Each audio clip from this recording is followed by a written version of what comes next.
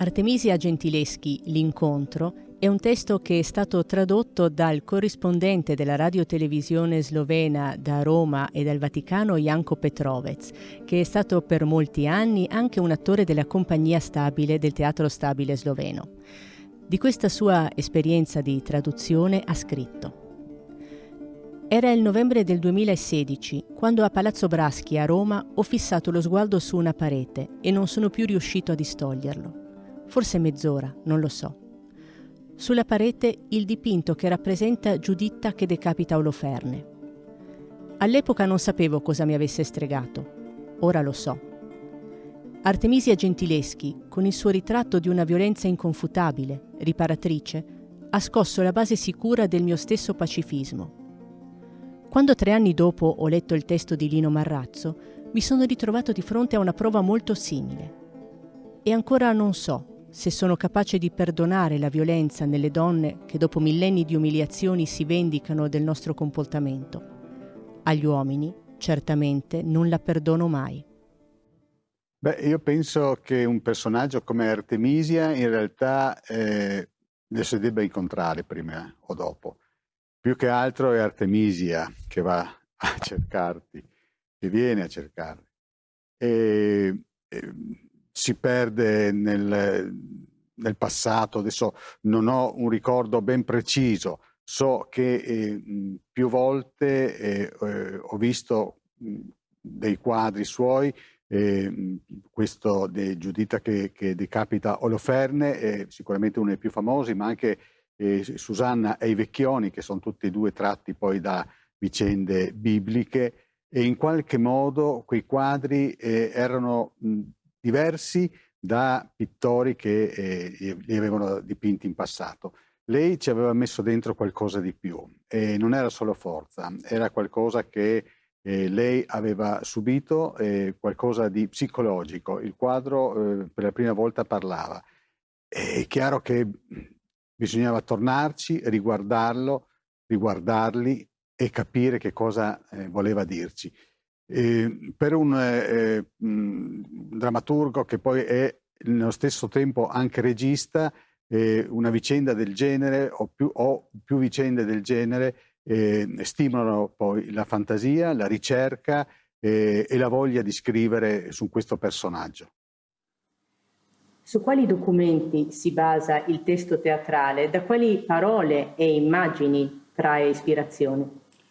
Beh, in realtà ci sono una montagna di documenti su Artemisia e nello stesso tempo ne sappiamo anche molto poco. Sappiamo molto attraverso i suoi quadri, sappiamo perché lei ha lasciato dei scritti, soprattutto attraverso le lettere, le testimonianze dei posti dove si è recata, dove ha vissuto, dove in qualche modo ha portato avanti la sua opera. Ci sono degli archivi dove sono conservati dei documenti che io ho potuto in piccolissima parte andare a documentarmi, e poi ci sono molti libri che chiaramente ho letto, ma di tutto questo diciamo che mi lasciava abbastanza insoddisfatto, non era quello che volevo. Di Artemisia ne sono stati fatti anche diversi film dal passato, del primo Novecento fino a quest'anno, dove è stato fatto un film documentario presentato al Festival del Cinema di Roma, fra l'altro molto interessante.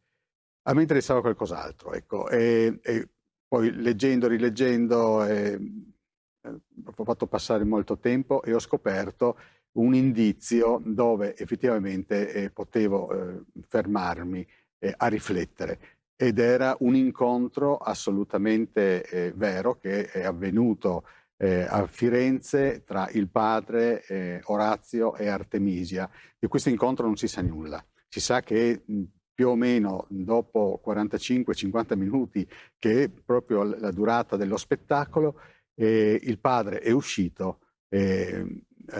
non felice da quell'incontro, perché erano testimoni anche i 2 figli che lo aspettavano fuori, è uscito e per 25 anni, quindi quasi un quarto di secolo, lui e la figlia non si sono rivisti, e quando si sono rivisti è stato per puro caso. Lo spettacolo che vedremo al Teatro Stabile Sloveno è una versione rinnovata rispetto alla prima edizione e la prima rappresentazione di questo testo. In cosa consistono le differenze? Quindi qual è la storia di Artemisia Gentileschi L'Incontro? Allora, mi riaggancio a quanto ha detto prima la precedente domanda.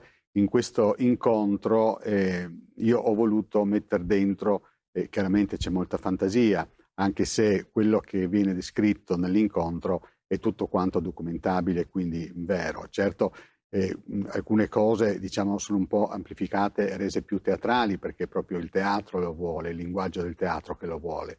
Comunque all'interno non c'è solo la biografia di Artemisia, ma c'è molto di più ed è proprio questa raffigurazione della donna, questo mettere davanti al fatto compiuto il padre con tutte le sue responsabilità che erano pesanti e che in qualche modo riassumevano le colpe di tutti gli uomini che hanno abusato di lei e oserei dire in questo momento di tutte le donne che in questo momento hanno avuto violenza, hanno subito violenza fisica, verbale nel mondo.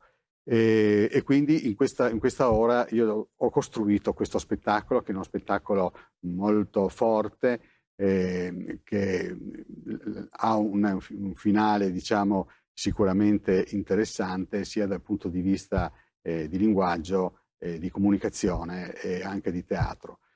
La storia di questo spettacolo inizia nel momento in cui io ho finito il testo e qualcosa dovevo farne ed era la parte più difficile perché poi convincere un teatro a produrre uno spettacolo di un personaggio di questo tipo non era facile, anche se Artemisia poi negli ultimi anni è diventata sempre più famosa. E quindi ho coinvolto diciamo, degli amici, all'epoca era anche la scuola di musica 55, con la quale ho fatto domanda in regione e ho avuto un finanziamento. Ho scelto 2 attori, che erano Fulvio Falzarano e Silvia Siravo, e abbiamo allestito questo spettacolo a Rossetti che diciamo, ha aperto la stagione del 2015, mi pare. Ed è stato un successo enorme, inaspettato, un grande coinvolgimento emotivo di pubblico, di critica, tanto che lo spettacolo è stato ripreso nella stessa stagione la primavera successiva per, non so, adesso non ricordo bene quante repliche, ma con altrettanto successo. La differenza tra i due è sostanzialmente poca, nel senso che indubbiamente la ripresa dello spettacolo Rossetti è stata fatta con una produzione proprio del teatro, perché si è accorto dell'importanza dello spettacolo e quindi diciamo era un po' più ricca. Ma ancora forse ben lontana di quanto mi è stato offerto come opportunità dal Teatro Stabile Sloveno con un cast d'eccezione, con una scenografia, con un teatro e con la disponibilità che solo in certe occasioni e con certe sensibilità si possono avere.